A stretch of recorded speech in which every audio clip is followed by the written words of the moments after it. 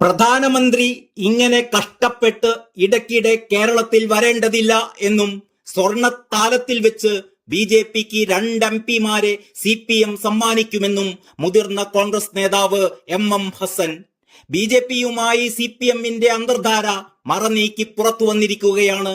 UDF-നെ തകർത്ത് പ്രധാനമന്ത്രിയെ പ്രീതിപ്പെടുത്തുകയാണ് മുഖ്യമന്ത്രി പിണറായി വിജയന്റെ ലക്ഷ്യം. ഇതിലൂടെ പലതിൽ നിന്നും രക്ഷപ്പെടാനാണ് ശ്രമം. കോൺഗ്രസ് പൗരത്വ ഭേദഗതിയെ എതിർത്തിട്ടില്ല എന്ന് പറഞ്ഞാൽ അത് പ്രധാനമന്ത്രിക്ക് മാത്രമാകും ഇഷ്ടമാകുക. കേരള സ്റ്റോറി പ്രദർശനം സംബന്ധിച്ച് മതവിദ്വേഷം പ്രചരിപ്പിക്കാനാണ് ഇപ്പോൾ CPM-ന്റെ ശ്രമം. കേരളത്തിലെ ക്രൈസ്തവ മേലധ്യക്ഷന്മാർക്ക് അത് മനസ്സിലാകും. മോദി ഉന്നയിക്കുന്നതിനേക്കാൾ കൂടുതൽ വർഗീയത മുഖ്യമന്ത്രി പിണറായി വിജയനാണ് ഉന്നയിക്കുന്നത്. ബി.ജെ.പിയുടെ ഏറ്റവും വലിയ താരപ്രചാരകനായി പിണറായി വിജയൻ മാറിയിരിക്കുന്നു. തിരഞ്ഞെടുപ്പിനെ മുഖ്യമന്ത്രിയും CPM-ഉം വർഗീയവൽക്കരിക്കുകയാണ്.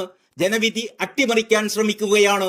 CPM-ന്റെ ശക്തി കേന്ദ്രങ്ങളാണ് ബോംബ് സ്ഫോടനങ്ങൾക്ക് കോപ്പുകൂട്ടുന്നത്. ഇത് ഗൗരവമുള്ള കാര്യമാണ്. വടകരയിൽ ഷാഫി പറമ്പിൽ വന്നതോടെ LDF-ന്റെ പ്രതീക്ഷകൾക്ക് മങ്ങലേറ്റു.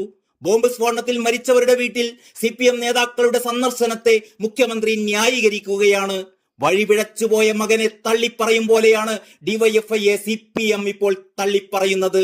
മുഖ്യമന്ത്രിയുടെ പ്രസംഗങ്ങളിലെ പ്രധാന വിഷയം പൗരത്വ നിയമം മാത്രമാണ്. മോദിയെയോ BJP-യെയോ പിണറായി എതിർക്കുന്നില്ല. എതിർക്കാൻ പിണറായിക്ക് ധൈര്യമില്ല.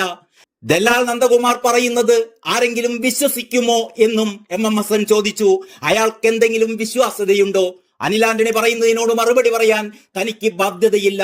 PJ കുര്യൻ പറയുന്നതിന്റെ മറുപടി അദ്ദേഹത്തോട് തന്നെ ചോദിക്കണം. ദല്ലാൽ നന്ദകുമാറിന്റെ ആരോപണം ഇടത് സ്ഥാനാർത്ഥിയെ സഹായിക്കാനാണ് എന്നും എം ഹസൻ പറഞ്ഞു. അച്യുതാനന്ദന്റെ മാനസപുത്രന് CPM-ഉമായല്ലാതെ മറ്റാരുമായാണ് ബന്ധമെന്നും അദ്ദേഹം ചോദിച്ചു. സംഘികൾക്ക് മുമ്പിൽ കീഴടങ്ങിയ പിണറായിയുടെ ജൽപ്പനങ്ങളാണ് കോൺഗ്രസിനെതിരായ വിമർശനങ്ങളെന്ന് K മുരളീധരനും ആഞ്ഞടിച്ചു.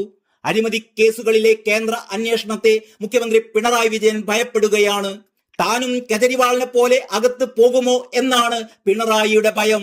കെജ്രിവാൾ പക്ഷേ പോരാടി. പിണറായി പേടിച്ച് കീഴടങ്ങുകയാണ് ചെയ്തതെന്നും K മുരളീധരൻ പരിഹസിച്ചു. കരുവന്നൂർ കള്ളപ്പണ കേസിൽ CPM നേതാവും മുൻ മന്ത്രിയുമായ AC മൊയ്തീനെ ഒഴിവാക്കാൻ CPM BJPക്ക് വോട്ട് മറിക്കാൻ ധാരണയായി എന്ന് കോൺഗ്രസ് നേതാവ് അനിൽ അക്കരയും കഴിഞ്ഞ ദിവസം ആരോപിച്ചിരുന്നു.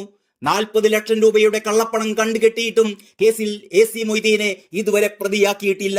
മൊയ്തീന്റെ നിക്ഷേപം കണ്ടുകെട്ടിയതിന്റെ രേഖയും അനിൽ അക്കര പുറത്തുവിട്ടു. ഒരു ബൂത്തിൽ നിന്ന് 15 കേഡർ വോട്ടുകൾ CPM BJPക്ക് മറിക്കുമെന്നും അനിൽ അക്കര ആരോപിക്കുകയുണ്ടായി. News desk Kalakaumudi.